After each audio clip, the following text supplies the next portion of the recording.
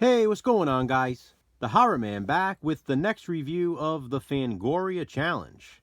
This time, Jason and I watched Twitch of the Death Nerve, also known as A Bay of Blood.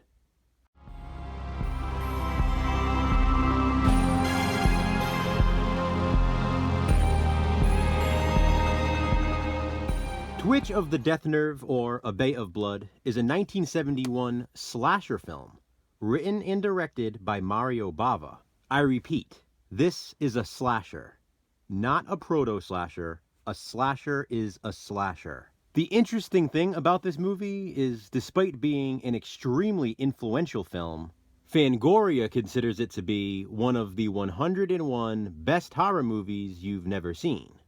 And as you can see, they have it listed as Twitch of the Death Nerve, a.k.a. Bay of Blood.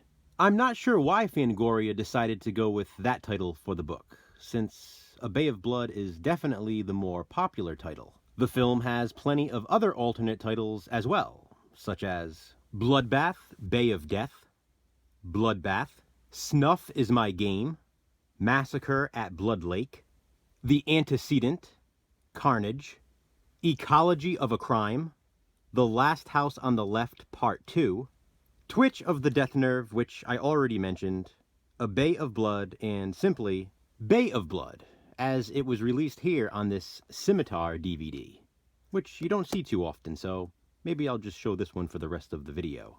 Bay of Blood is considered by many to be the first true body count slasher. Later, more popular slasher films paid exact homage to it, including Friday the 13th and especially Friday the 13th Part 2. When I say pay exact homage, I mean literally rip off kill scenes. You know that infamous wheelchair kill in Friday the 13th Part 2, the blade to the face?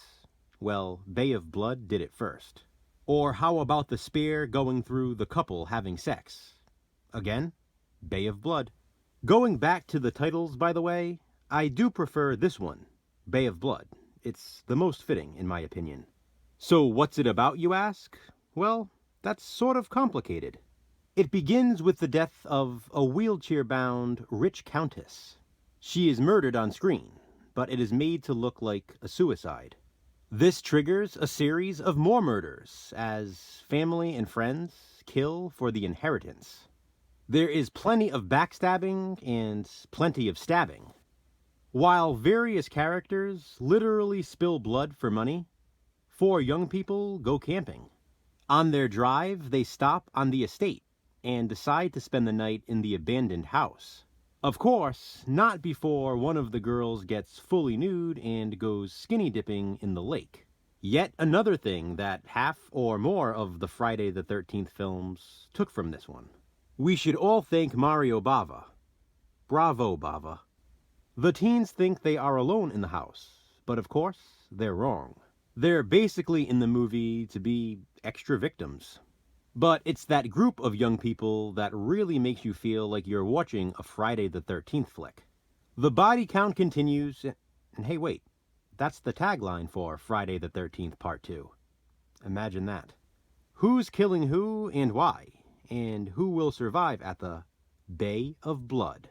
Twitch of the Death Nerve, or Bay of Blood, is straight up slasher glory. If you're a slasher fan and you haven't seen this movie, what are you waiting for? Some could argue that this is where it all began, although I disagree. But Bay of Blood is clearly an example of an early body count film. You know, like Silent Night, Bloody Night, which was filmed before this movie. Bay of Blood has some really awesome kills. I love the location. It was filmed in Italy. The estate with its in-ground pool and lake is very atmospheric. As I mentioned, we get some full frontal nudity, and it's a very lengthy scene. And I cannot fail to mention the truly messed up ending. It's a totally, wow, they went there moment. There were so many movies I could have recommended to go along with Bay of Blood, including Friday the 13th Part 2, but I didn't think that was obscure enough, obviously. Instead, I ultimately decided to go with another Mario Bava slasher, Hatchet for the Honeymoon, from 1970.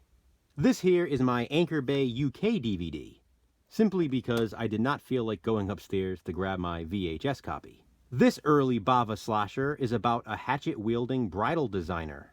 He hacks up young brides-to-be due to some deep-seated childhood trauma. It also has a supernatural element to it. I think it's important to note Hatchet for the Honeymoon borrows from earlier slashers, such as Peeping Tom and Psycho, the same way Friday the 13th and Friday the 13th Part 2 borrow from Twitch of the Death Nerve or Bay of Blood. Have you seen it? If so, what do you think of it? Comment below and let me know. And please be sure to check out Jason's review. What's up next in the Fangoria challenge? Check back soon to find out. Thanks for watching, guys. Hit that thumbs up and be kind. Subscribe.